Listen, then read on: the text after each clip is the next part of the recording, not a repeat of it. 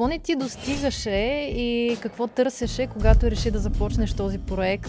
Beyond Academy е причината да се срещнем с теб. Ти си работил с много брандове, част от които Jack Daniel's, Eucerin, Happy. Какво от работата с тях най-много те е затруднило и какво си научил по пътя до днес? Когато имаш клиент с големи бюджети, трябва да знаеш, че абсолютно веднага в този момент работиш с клиент с по-нисък праг на търпимост за времето.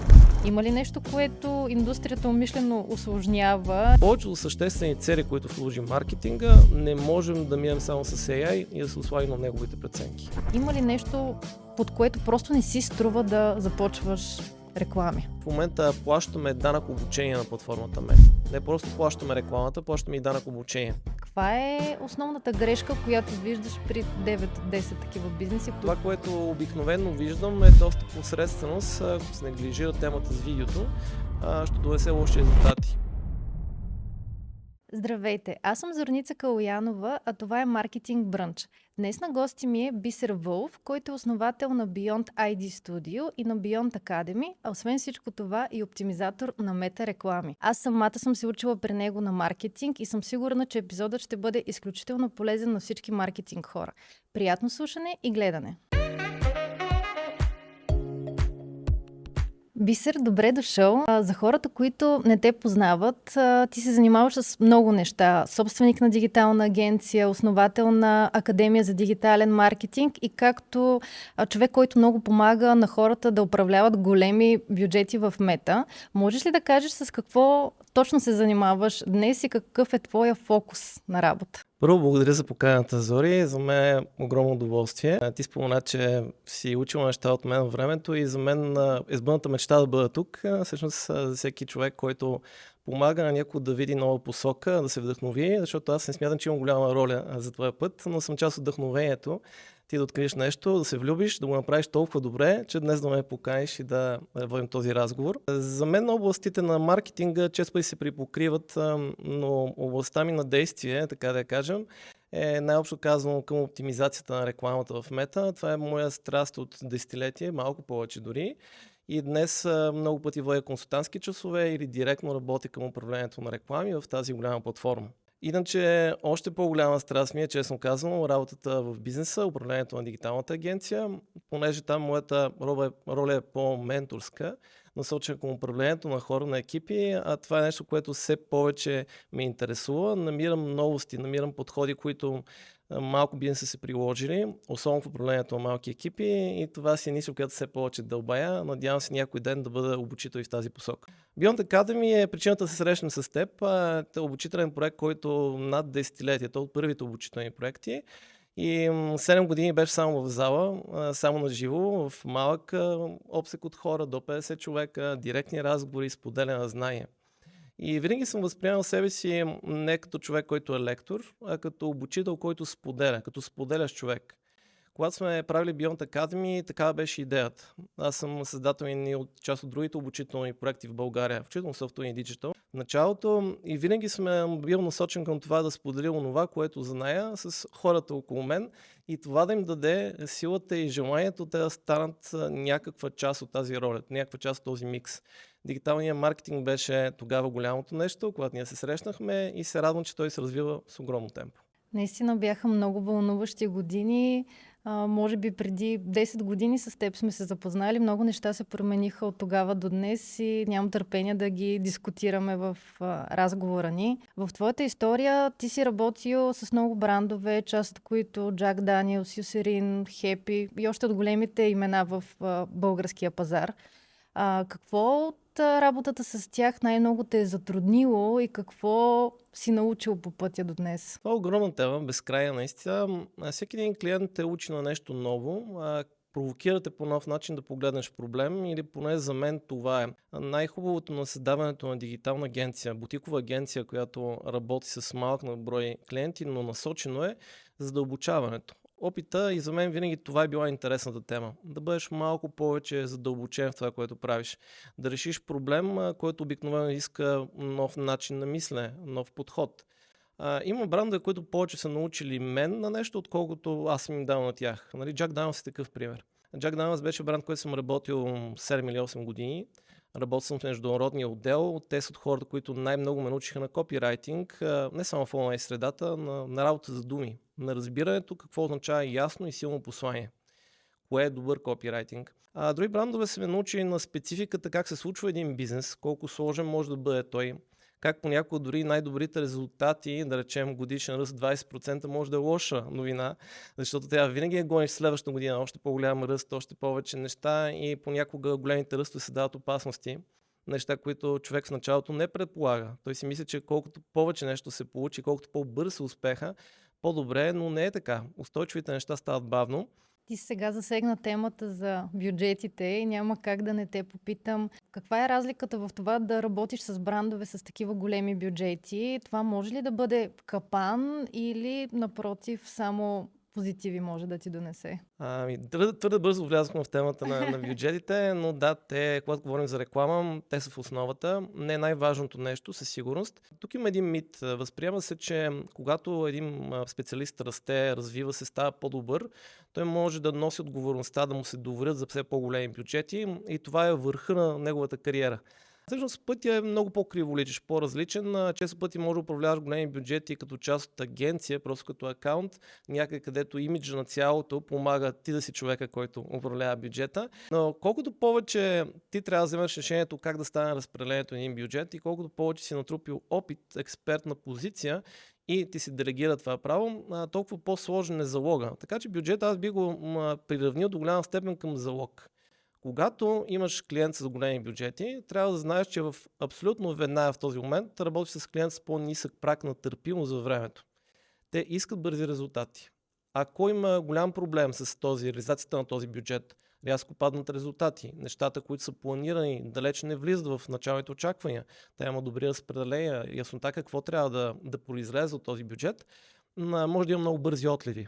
Така че големите бюджети са предизвикателство, което не е за всеки и трябва да знаем, че те са едно доверие, което трябва да защитим и моят съвет винаги, когато някой получи такова задание, когато стигне до това ниво е да планира, че първите 3 седмици, 3 месеца дори, не 3 седмици, трябва да защити позицията си и да се справи на база знанието си и чак тогава да разчита, че той е този, който наистина е получил правото да управлява бюджет. При малък бизнес търпението е много по-голямо. Много по-често може да се изчака и знаем, че работейки с нисък бюджет, правим по-бавно експерименти, по-малко научаваме, но го правим по-сигурно, по-внимателно, опитваме почвата. Много силно започнахме. Много благодаря за разяснението и съм сигурна, че супер много хора се вълнуват от темата, която дискутираме в момента. С твой опит, който имаш в управлението на мета реклами, имаме много интересни неща, които да споделим. Бих искала да те попитам още нещо за Beyond Academy, тъй като ти си имал вече голям опит в маркетинга, пиар, дигиталния маркетинг, преди да създадеш тази академия. Какво не ти достигаше и какво търсеше, когато реши да започнеш този проект, да обучаваш други хора на нещата, които ти вече знаеш? Старта на Beyond Academy е дълга история, не знам дали имаме времето, но аз когато мислех с Beyond Academy, вече бях лектор на повечето големи конференции. И бих нарекал себе си късметлия на правилното място, защото тогава нямах достатъчно нито знанието, ни опита на толкова добър презентатор, но бях от малкото, аз бях от първите хора, които създаваха блогъри в България, блогосферата, Twitter, първите хора, което вече е X. Хората, които имаха маркетингов поглед, очевидно се интересувах от информацията новата и бяха канени да споделят най-новото, защото бях в това, влюбих се в идеята и опитвах да пробвам всичко и да го споделя на конференции. И понеже навсякъде там бях, вече имах опита на човек, говорещ пред публика и открих страстта си, че много ми се отдава да обясня нещо сложно на прости разбираем език. И реших, че трябва да направя обучение. Имах много сложния въпрос как това да стане, при положение, че аз съм супер зает. И тогава от години бях отлагал един курс по фотография, който исках да отида и открих, че на фотографски курс правят нещата всяка седмица, 2 пъти вечер отиваш и така 6 седмици. И аз си казах, може ли да открадна малко тази идея от моите колеги? Тогава Софийска фотографска школа. Тома аз успявам в това време вечер да отида 2 пъти седмицата и да науча това, което ме интересува фотография. Може би в маркетинга може да върши работа и специалистите да дойдат и да чуят какво ново има. А коя година започват първите курсове по маркетинг? 2013 мисля, че беше Beyond Academy, той е една от най-старите академии. Но всичко започна с един 6-седмичен курс. Него го направих 23-4 пъти в положение на 10 години. абсолютно бестселър, защото Фейсбук имаше маркетинг. общност. Да, Да. този курс по Facebook маркетинг. И видях, че хората ми изглеждаше луда идея да дадат повече пари за дълъг курс 12 пъти, 12 вече и те да бъдат в залата. Първият път се получи супер, защото имаше много познати, втория път бях на загуба, но го организирах. Тогава срещнах някои от най-готените и днес, даже лектори и хора в средата на този втори курс. И от третия нататък винаги сме били на печал и било интересно, но за мен това беше страстта да съберем до 50 души. Както ти знаеш, защото си била част от Beyond Academy, да се съберем в почивките на средно, поносимо добро кафе. Тогава такива бяха бюджетите за кафе, но можехме да седнем в коридора, в залата и да говорим. Имахме дълги почивки, обучение на живо, истинска общност. С тези хора, много от тях и до ден днешен са приятели, партньори, хора, които се срещаме в подкасти, в общи идеи, много приятелство. За мен това беше супер идея и грам не съжалявам за всичко, което се случи в Beyond Academy. Страхотен период беше. Аз тогава правих много задълбочен ресърч, на кои точно курсове бих искала да се запиша. И това, което ти спомена е, че наистина имаше една идея по-висока цена на фона на други предложения, които имаше на пазара, но бях сигурна, че виждам нещо, което има потенциал. И когато записах първия курс по Facebook маркетинг, толкова много ми хареса формата, въобще твоя стил на преподаване, че в същата година записах абсолютно всички други възможни курсове, които имаше, копирайтинг, рекламата в дизайна, мисля, че имаше и в последствие всякакви други допълнителни, които и до ден днешен си помня основните принципи. Наистина много така приятни спомени от тези години имам. Може би минаха 10 години от тогава. Много неща се промениха, други останаха, но идеята продължава да е супер добра и днес. Хората имат нужда от това. Нали, не знам дали сега съм аз човека, който прави виждам, че има все повече инициативи и случват се. Сега съм повече в онлайн формат, но срещата на живо, обмяната на идеи е нещо, което винаги ще бъде хубава идея и работеща идея. Може би в момента има много източници на информация достъпни и въпреки, че и тогава е имало интернет, не стояха точно по този начин нещата и цялото това нещо да бъдем наживо на едно място имаше много добавена стойност за всички участници. Ти спомена мотото, с което сте започнали, дигитален маркетинг на разбираем език. Има ли нещо, което индустрията умишлено усложнява и има нужда да се смели? Защо е така? Тогава наистина имахме предвид точно разбираем, защото това беше моят талант. Имах възможността да видя неща, които на хората им звучаха като ракетна наука, буквално. И когато обяснявам без излишни термини, ние не говорихме без тези неща, които са нужни да се ориентираш за навигация, знаеш къде какво да натиснеш, но без високопарния ефект. Защото експертиза за често пъти се свързва с жаргон, с сложни термини, с това да бъдеш по-звучащ, много знаещ и това усложнява на хората разбирането. И те са чули някой, който изглежда като много задълбочен, много добре, но накрая на деня не знаят какво да направят. И това беше идеята на такава академия, хем да има упражнения, хем да има обратна връзка, когато хората между дните правят нещо, виждат, чуват, да има много време за въпроси и винаги да обърнат внимание в края, в обратната връзка, в края на деня, в края на курса, в случая, да питаме хората какво още да направим. Всички курсове на Beyond Academy бяха създадени по-късно в резултат на препоръки какво още да направим от курсисти. И това беше най-добрият модел. Той затова работеше. Ние сме водили обучение как се създава ангажирана общност. Тя беше такава до пандемията, докато бяхме на живо. Защото правихме всички най-добри практики на това да чуем хората, да създадем следващо нещо за тях.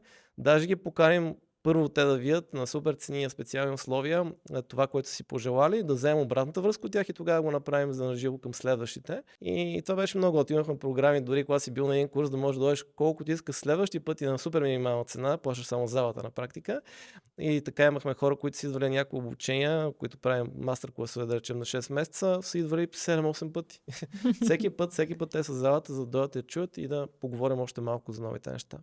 И това беше супер готино. Тези години от началото на Beyond Academy до днес, 10-15 години вече са изминали и вие сте направили много курсове по различни теми, но какво е нещото, което се е променило изначало и какво е останало същото в дигиталния маркетинг? В основата си маркетинга не се е променил толкова. Сменят се каналите, сменят се инструментите, сменят се тренда. Някои трендове са много бързи. Идват и си отиват за много малко време. Така че това, което е непроменяемо е начинът на комуникация. Самата комуникация. Бих казал в основата си, понеже аз съм водил такива обучения за сблъска между дизайн и думите, и копирайтинга, и колко значими са думите, как за мен дизайн облича думите. Това е една фраза, която много пъти съм използвал, за да лесно се запомни, да се разбере, че дали правим сайт, винаги създаваме структурата, целият скелет, думите и тя ги обличаме в дизайн. Слагаме им навигация чрез дизайна, така че да бъде ефективен.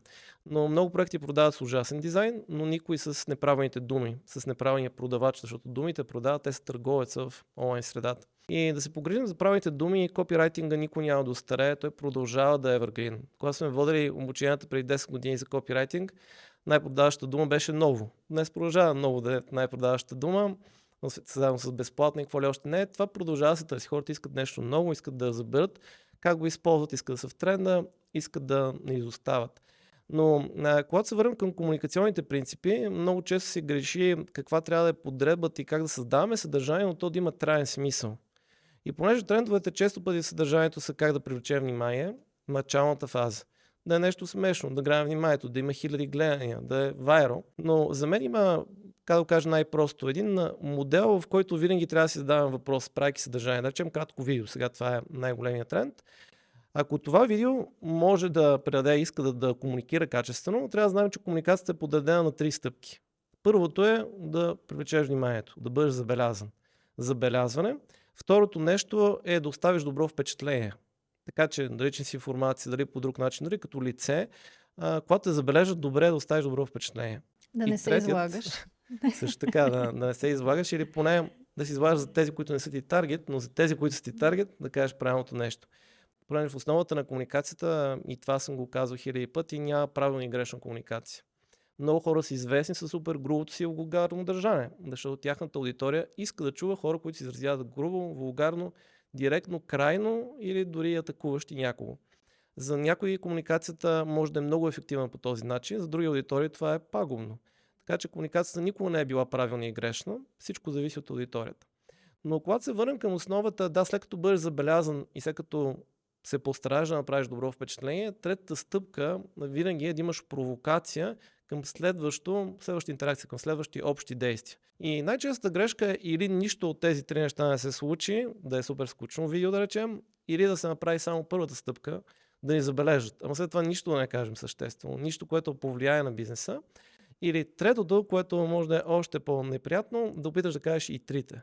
Днес комуникацията и това, което се променя, е, че тя е на микромоменти, микрофрагменти. И ние не можем да кажем всички тези 3 неща ефективно, освен в видео, да речем, за ремаркетинг. Към хора, които ни познават, ние да седнем и да им кажем, вижте, сега вие ни познавате, знаете, имам много нещо, правя това, знаете кой съм, ела, присъедини се към моята инициатива или към моята идея.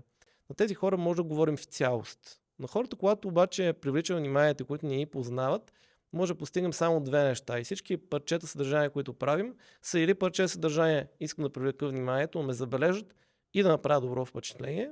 Или втория вариант е, искам да привлеча внимание, да ме забележат и да провокирам, да дам каква е следващата крачка към мен. Какво е нещо, с което човек може да ме достигне или да взаимодейства с мен или с моя бизнес. Едно от двете. И постоянно правим календари и съдържания, които целят двете. Хващаме вниманието, защото без него няма смисъл, няма да бъде изгледано съдържанието. И правим добро впечатление. Хващаме вниманието и провокираме с нова оферта, с нещо, което могат хората да достигнат до нас. Това е същината. Ако опитаме да направим и 3 стъпки едновременно, обикновено грешим. Става прекалено тромаво и прекалено много неща се изискват от потребителите по този начин. Мислиш ли, че хората в момента могат да разчитат на изкуствения интелект за създаването на такъв тип сценарий и копирайтинг изцяло в рекламата? Ако те знаят как да напишат своите промптове, могат, но за мен изкуственият интелект абсолютно е само помощник. Тоест, ако ние разчитаме на него той да реализира кампаниите, ще бъдем много далеч от истината, освен за най-масовите продукти и най-масовите аудитории. А пък, ако се върнем към идеята за копирайтинг, добрият копирайтинг винаги е конкретен. И за да можем това, което пишем като послания, а след това и като насока към аудиторията, комуникация се базира на послания.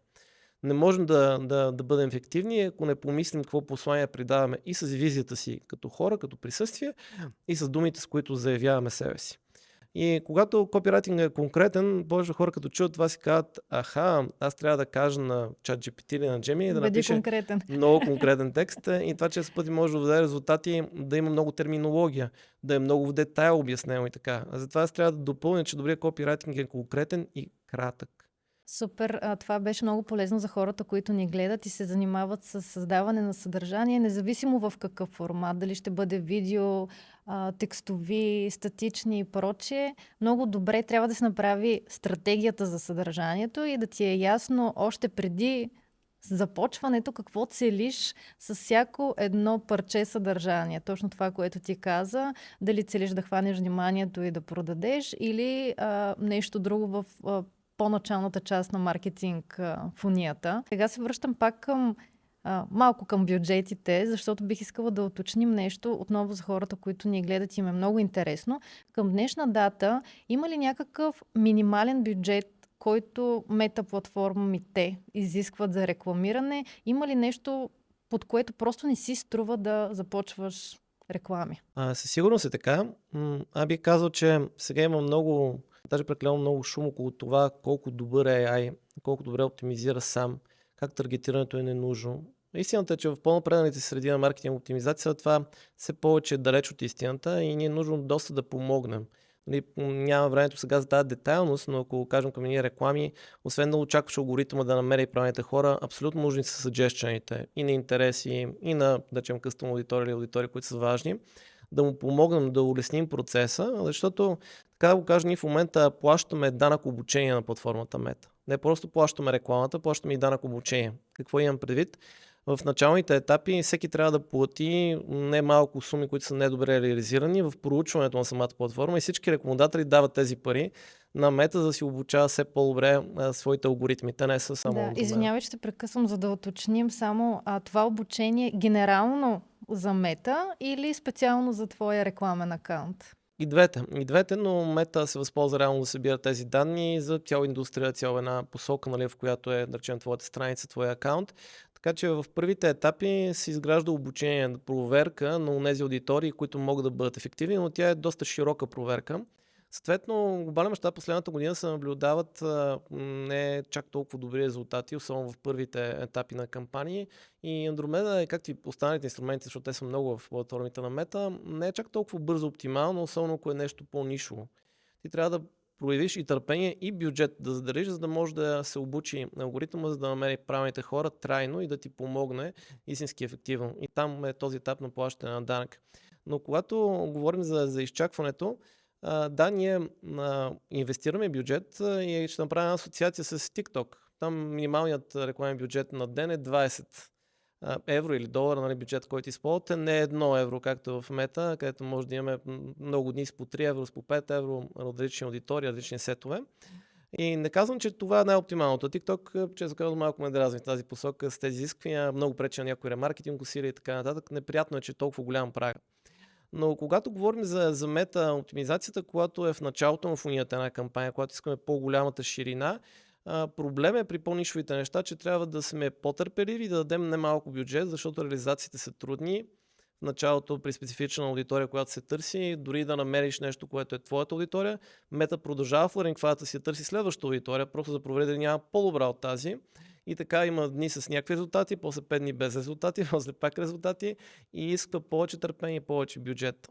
Можем ли да вземем референцията, която ти даде с TikTok, дневния бюджет и да кажем, че има препоръка от 20 евро на ден за един оптимален тест? Когато започваме тест на идея, искам да проверим дали нещо е работещо, дали давам продукт, който сега представяме и неговите креативи са добри. Препоръчвам и Мета го препоръчвам, не всъщност аз, а Мета поне 25 дори евро на ден, като бюджет, който да действа между 5 и 7 дни. За мен това е разумното. Оттам насетне може да вземем решение дали да задълбочим, да увеличим, да скалираме или да се отдръпнем от идеята и да пробваме друга идея. По отношение на форматите в рекламите, можеш ли да направиш сравнение между статичните банери, изображения и видеорекламата? Има ли нещо, което ясно изразено работи по-добре днес? Днес задължително и двете. Тоест, много хора се справят с блъска да правим ли статични, продължават ли те да са много по-работещи, трябва ли ни видео? Този въпрос го има. Може ли да минем само с статични? Днес ни трябва задължително и двете. Това е правилният отговор. Да, между двата формата лесно може да преминаваме от единия в другия. Тоест, дори в по-лоу-кост варианта, от снимка лесно може днес да стане видео чрез AI и обратно от видеята може да извадим снимки, ако е добро качество, ако сме ги помислили, така че да имаме, осигурявайки добро планиране на единия вид креативи, на един формат, да имаме и другия. Не е оптимален, но да го осигурим. За мен е задължително да имаме и двете в тест, важните адсетове, там където сервираме към дадена аудитория, реклама, защото това ни дава основата. Дори не е някакво предимство, това е основата.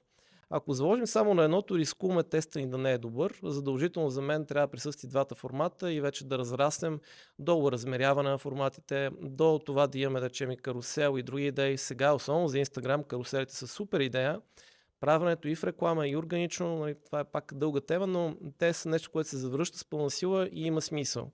Така че да разширим, колкото по-важна е кампанията, да имаме повече креативи ресурси, е най-правилният ход. Така че трябва ни хубав баланс, трябва ни разнообразие, трябва ни опресняване. Бърза асоциация ще направя с TikTok, там видеята се уморят само за няколко дни. В мета възприятието е, че могат да трябват и седмици и това е така, зависи разбира се от бюджета, но на 2 седмици, ако имаме нещо, което е активно, нещо, което е по-важно, хубаво ние да имаме обновяване. Така че не дни, но и дори в мета хубаво на 2 седмици да имаме нещо ново и в видеоформата, и в статичните визии.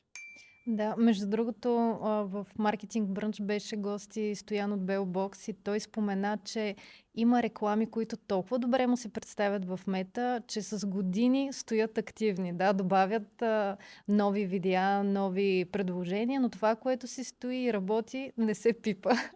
Така че явно има резон за това, което казваш. Абсолютно съм съгласен с него. Има правило в маркетинга, то е старо като света. Ако нещо работи, нали, така народно казаното, не го бараш, не го пипаш наистина, не е хубаво да правим корекция на неща, които са доказали своята ефективност, защото нарушаваме ритъма на този алгоритъм и това променя общо всички условия, които го правят печелившо. Обикновено дългите неща, evergreenите, както ги наричаме в маркетинга, те работят дългосрочно, защото са събрали социални интеракции, проверени са в алгоритмите, имат изключително висок рейтинг там и това ги прави да са супер опции за напред, докато не се уморят. И тази умора може да възникне, зависи от бизнеса, зависи от сегмента, зависи от актуалността на продукта, може да се умори с години, ако това е evergreen продукт. Лошото е, че тези креативи са приложими само към продукти, които са дългосрочни, които ги има постоянно в портфолиото и където може този сюжет да възникне. А при по-голямата част от услугите и продуктите не съществува такъв вариант просто. Тъй като ти спомена, че в момента е по-лесно от всякога да направиш видео благодарение на AI или да превърнеш статично изображение в видео, смяташ ли, че Мета слага знак на равенство между едно такова видео и видео, в което ние, например, влагаме много часове в сценарий, продукция и монтаж? Бих казал, че AI не е нещо, което трябва да бягаме и не е нещо, което трябва да начем по-ниско качество. Качеството го определя изпълнението. Има много ниско качество в снети на живо неща, в израза, в начин по който хората представят себе си и доколко те ще направят добро впечатление, в което говорихме по-рано. А също и с AI. Има много базови неща, които изглеждат супер странно и наистина толкова нереалистични, че по-добре ги показваме, защото не подобряват възприятието за нашия бранд. И други видеа имам сега за перформанс едни от големите ни клиенти, в областта на маратонките. Имахме такъв казал, само пред дни гледах кампания, която има възвръщаемост 130 пъти, която е възвръщаемост на инвестицията, при положение, че става въпрос за AI, изцяло AI видео, където представяме хора, които са измислени, които не са реални персонажи, но да, с много реалистично предаване на моделите маратонки, които са показани и са атрактивни сюжетите.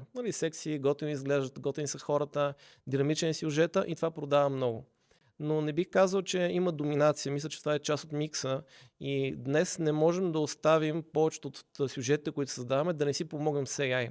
Тоест да направим трудни неща или много скъпи неща с AI по лесен начин, така че да направим с по-малко бюджет, пресъздаване на посланието, което сме измислили или на по-голяма ефективност, по-голяма епичност, понякога се казва, да е по-интересно, да е в повече мащаб и да привлече внимание. Да, аз съм напълно съгласна с теб. Даже бих допълнила и още нещо, което ние имаме като практика, когато създаваме особено видеосъдържание. Имаме определени елементи, които създаваме благодарение на изкуствения интелект и продукция, която снимаме. И когато смесиш двете неща, се получава един продукт, който е още по-неочакван и интересен за хората. Така че аз съм на същото мнение, не трябва да се ограничаваме и да не се ползва AI, а да се използва по много умен начин, който отговаря на първоначалната ти стратегия за съдържание, послание и да не е за сметка на имиджа, както ти спомена и в началото на нашия разговор. Видеото е огромна тема. Сигурно може много неща да кажем по нея, но аз вярвам, че най-хубавото днес е микса. Да си реалистично видео. Повечето от съдържанието, и тук искам да сложа фокус, AI видеята, които правим за клиенти, са не повече от 1/4. Даже бих казал по-малко. Нали, много по-голям фокус е за реклама, за всичките основни социални медии, когато говорим за Reels, в Facebook, в Instagram, в TikTok, представяне, както и рекламните формати. Повече неща, които правим, въобще не са AI, но най-ефективни, разбира се, остават тези неща, които са най-насочени към перформанс, т.е. кратки формати. Ако говорим за ефективност в електронните магазини или за продажби, кратки формати, достатъчно ясно послание. Нали, това бие всичко останало, всяка една креативност. Но когато говорим за по-широкия спектър, много услуги, на внедряване, на представяне на предимства, на личности, на бизнес, на идеи, когато имаме този широк спектър, пак видеята са не повече от 1/4 и те обикновено са или за кукичка, нещо, което ти до някъде казвам, началото е чрез AI или част от него е чрез AI, за да имаме повече мащаб, без да платим твърде сложно нещо за реализация. Или те са си естествени видеа, в които в един момент неочаквано се случва нещо с AI, за да впечатли. Така че AI допълва някои пропуски, които може да сме направили. Оптимизира голяма част от работата, така или иначе. Така е. При теб идват бизнеси, които са малки, средни, големи, съответно и техните бюджети са по такъв начин построени. Каква е основната грешка, която виждаш при 9 от 10 такива бизнеси, които идват на консултация за реклами при теб? Ние започнахме с темата с видеото и за до някъде за жалост бих казал, че проблема най-вече с видеото продължава да присъства, защото разглеждайки на една консултация на нещата, които разполагат хората, разбира се, има много грешки в лендинг страници. За мен това е голяма болка, защото една лендинг страница предимно важна е навигацията и точните послания на точното място. Това много липсва. Нали, този проблем е често. Но по-голямата ни болка, ако говорим за актуално, защото това беше и преди, е видеосъдържанието, което сега вече е много нужно. То е абсолютно задължително. И много клиенти имат представата, че с слайдшоу видео или с нещо базово могат да покрият формата и нали, въпрос, който изказването, което се страхуваме, каже, виж сега на Canva направих едни дизайни или видеа, искам да ти ги покажа. И тогава си поемам дъх. Нали, всеки път, когато чуя тази фраза. Това, което обикновено виждам е доста посредственост, която ако бъде оставена така, ако се неглижира темата с видеото, ще довесе лоши резултати. Но за мен е ценно в крайна сметка се знае, че качествената видеопродукция заснета, защото сега всички виждат, че се използват телефони, често пъти за представянето на видеа, които дори се рекламират. Много хубави са телефоните днес. Не могат да решат проблеми с светлина, понякога път за динамика, понякога път с качество, но са достатъчно добри. Но да заснемеш просто себе си без да стратегически си задал сценарий при това, е много голям проблем. За мен маркетинг да бъде построен правилно и тогава се направи видеото, защото има много повече съобразяване от една статична визия, много повече неща казва във времето си. Там са честите грешки и хората имат нужда от преосмислен начин, по който правят видео, да го направят добре, самостоятелно или чрез външна услуга, чрез партньор и тогава наистина да бъдат представени качествено. Това е голямата болка днес и още хората не са се научили не само към това да го направят на добра цена, защото има решения, но те пък искат доста опит. Ефтиното изисква да си инвестира преди това в опит. Ако се пробваш по този начин, в крайна сметка е лош резултата. А когато пък имаш бюджет, най-добре е да се довериш на хора, които го правят ежедневно, защото те в много малко време го правят професионално и подредено като сценарий и като смисъл. Тоест може да се обобщи в момента, че най-честата грешка или пропуск на бизнесите е свързана с креативите, разнообразието от формати и най-вече присъствието на видеосъдържание. И така често се случва да дойдат клиентите и да попитат кога ще видя резултат. Ти когато получиш такъв въпрос, какво им отговаряш? Резултатът е функция на това, сме задали ясни цели. Нали, много зависи кой е резултата. Нали, най-често хората, които ме търсят, свързани с продажби електронни магазини. Там целта е да направим пари от даден продукт или услуга, той да е печеливш, да започне добре и да може да го разраснем. Така че 90% е тежестта на самият продукт, на самата услуга, дали е качествена, дали е помислена, дали е ценообразувана добре, дали търговецът е качествен и оттам насетне имаме ние възможността да бъдем ефективни. Поне 10% ги изпълним правилно, че да хванем вниманието на хората, да предадем кои точно трябва да се запознаят с офертата и те да изберат оферта като нещо свое, като добра алтернатива. Затова много относителен е отговора. Първо аз трябва да проверя дали един продукт е достатъчно добър и представен добре и това е най-важната ми част от консултирането. Ако смятам, че продуктът не е нивото да бъде рекламиран, а това е много чест момент, просто казвам, че в момента той няма да бъде печеливш, докато не бъде малко по-конкурентен или малко по-добре представен, за да може да отидем в рекламата, да похарчим пари и наистина да очакваме резултат. Но ако има добър продукт с добра услуга, която е представена, ние можем да се ангажираме, че в рамките на 3 месеца ще се види дали ние можем да го продаваме или не. Не в рамките на месец, обикновено в рамките на 3 месеца. И това е причината като агенция, ако ние правим изпълнителски нещо, никога да нямаме кратък договор и да работим на проектна база. Винаги работим дългосрочно и единственото, което търсим е дългосрочни партньори във всичко. В клиенти, в хора, които ще работят с екипа, хора, които имат мислене, което е изцяло дългосрочно. Ние сме, между другото, по същия начин и съм забелязала, че точно такъв тип партньорства, в които от срещната страна разбира, че резултата не е нещо, което ще се случи за един ден, а това е процес на тест, на адаптация. Тези партньорства са смислените, както и за нас, така и за отсрещната страна. Така че напълно съм съгласна с теб за това нещо. Ти си човек, който едновременно управлява рекламни кампании с големи бюджети и обучава други хора как да го правят. Кое според теб е по-трудно? Отговор изглежда лесен, защото почти не се рекламирам, не правя нещо. Агенция никога не е била рекламирана. Може би вече е дошло времето, представям само видеоуслугите си, готин, защото имаме снимали над 2000 видеа силно за клиенти, какво ли още не. Но както казвам, че аз не се рекламирам, така и всъщност, понеже ти ме питаш за маркетинга, за честа, най-добрият маркетинг от уста. И аз вярвам, че хората с знания, които работят здраво и в крайна сметка влагат задълбочено в това, което правят, най-добрият маркетинг е точно такъв. Така че, както казвам, че никога не съм рекламирал, ние винаги действаме по препоръка. Всички наши клиенти са дошли по препоръка.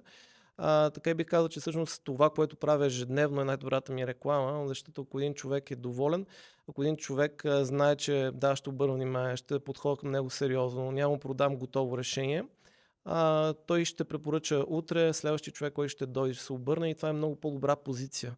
Нали, позицията на препоръка е много по-силна, когато искаш да убедиш някого или да приемеш един нов партньор и за мен е най-здравословният начин да започна взаимоотношения. И това да говори повече за нас и такъв модел ни на действие. Така че ние не се рекламираме особено и това ни е най-трудната част. Най-малко съдържание правим за себе си.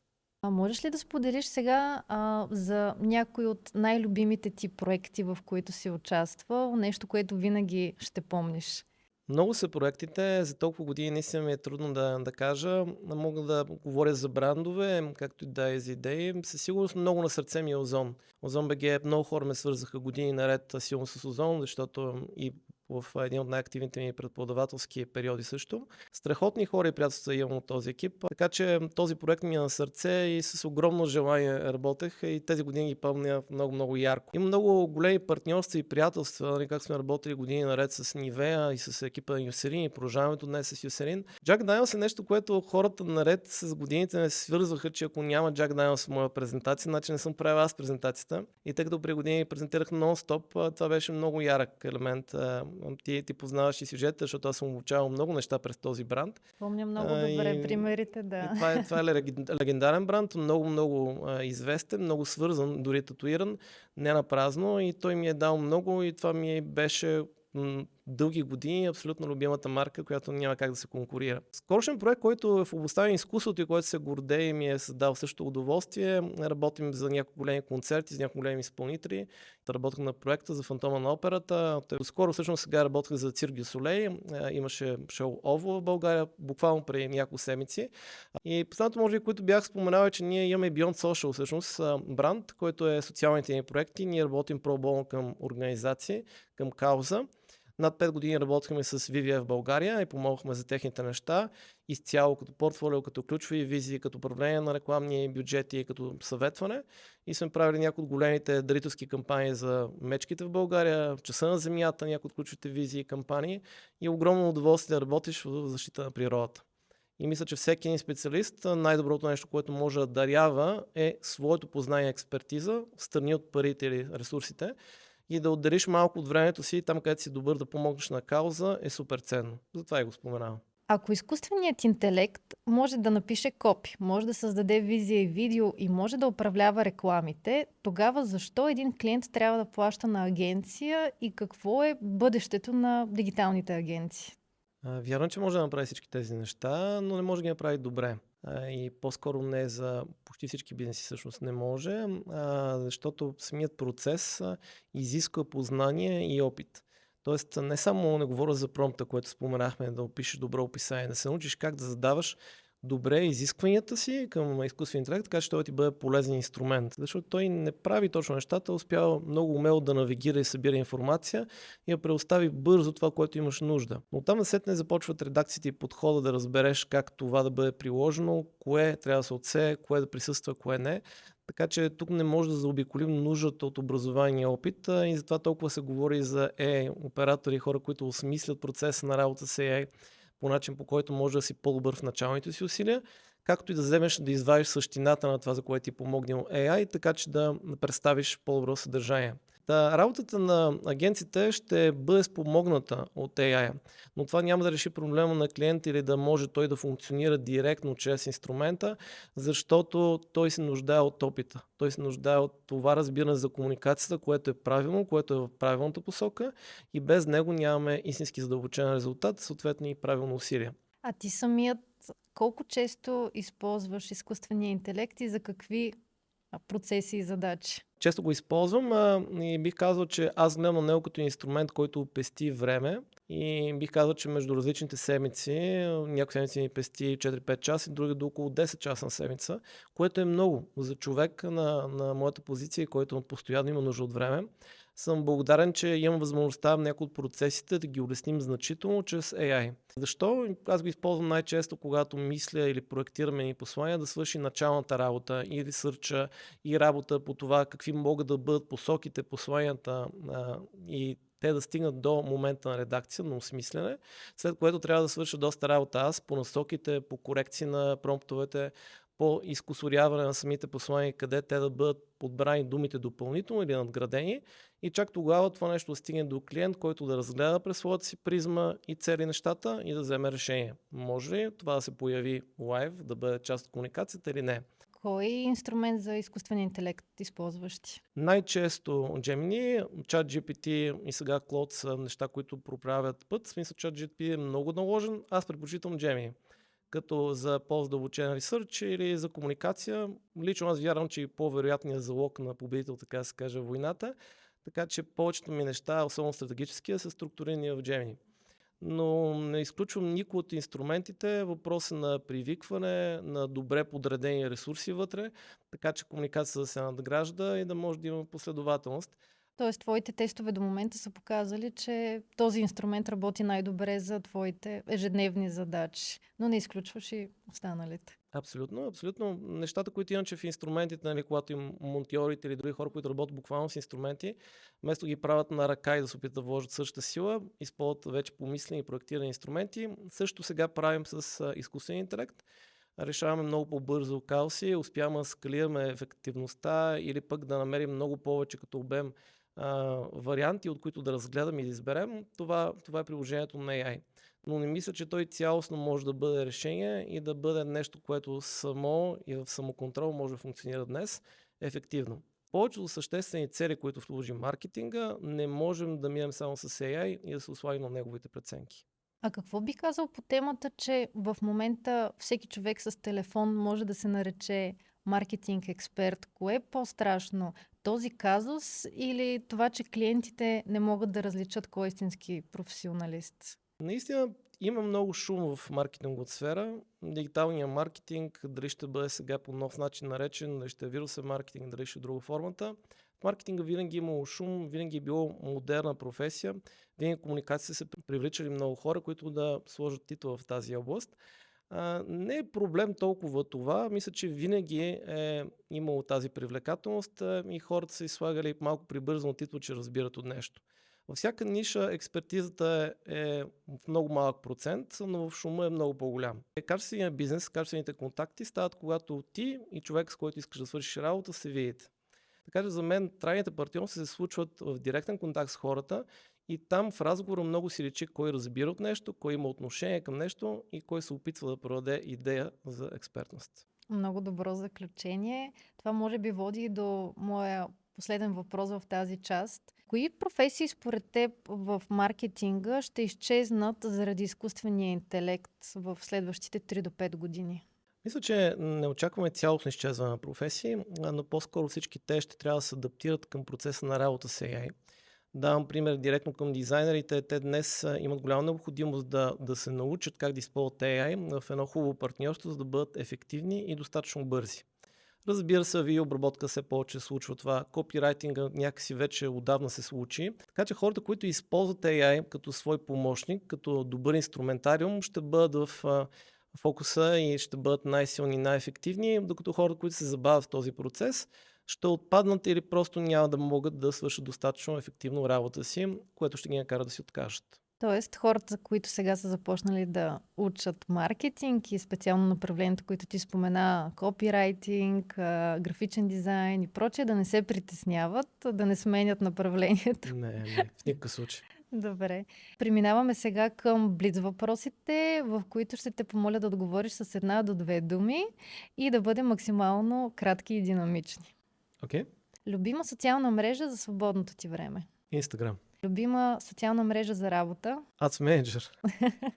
Наистина прекарам най-много време там, а не точно в социалната мрежа. Facebook, Instagram или TikTok ще бъде водеща платформа за бизнесите в следващите 3 години. Инстаграм по-скоро. Любим маркетинг инструмент. Нямам един инструмент. Ads Manager е нещо, с което работя ежедневно, как стана дума. Любима книга, която би препоръчал на някой, който те първа започва да се занимава с маркетинг. Как да общуваме уверено и успешно на Лес Гибрим е книга, която съм препоръчал на всички начинаещи. За хората, които напредват, за мен 7-те е навика на високоефективните хора. На Кови е най-доброто четиво, само когато отиваш вече към лидерство и управление. Откъде черпиш вдъхновение и информация днес? От много различни места, най-вече изкуство, идеи и хора. За мен хората са най-голямото вдъхновение, така че имам късмета да бъда в обсък на качествени хора. Подкаст, който можеш да препоръчаш. Слушам почти всичко на Свръхчовека с Георги Ненов. За мен там има широко спектър, но ценно съдържание. И един съвет към човек, който те първа ще направи първите си стъпки в маркетинга и ни слуша. Да не се подвеждат от представата, че нещата могат в маркетинга да се случат лесно и като хакове. Тук ще трябва да поясня, защото е много важно. Повечето хора смятат, че могат да хакнат системата, да направят нещо, с което бързо да постигнат успех, без значение дали това е AI или друг инструментариум. Но лесният успех храни само егото и той не е устойчив. В комуникацията всяко нещо, което се е постигнало чрез хакване, дори в личните отношения, ако ние постигнем нещо с хак, това няма да се трайни взаимоотношения. Тук е по същия начин в маркетинга, така че единствено постоянният, лекият, дори бавният успех, той води до характер и изгражда знания. Така че съветвам ги да заложат на характер и знания. Благодаря ти. Изключително силен завършек на нашия разговор, за който много ти благодаря. Както стана ясно в началото, ние с теб се познаваме от близо 10 години и за мен е така много мило, че ти толкова бързо откликна, когато ти изпратих поканата за подкаста и определено си едно от имената в нашата индустрия, които са така най-високо ниво и хората много уважават. Така че благодаря ти още веднъж, че беше гост в Маркетинг Брънч. За мен беше удоволствие и, както казах, сбъдната мечта. Това беше Маркетинг Брънч с Бисер Вълф. Ако епизодът е бил интересен за теб, последвай канала, за да не изпускаш и следващите.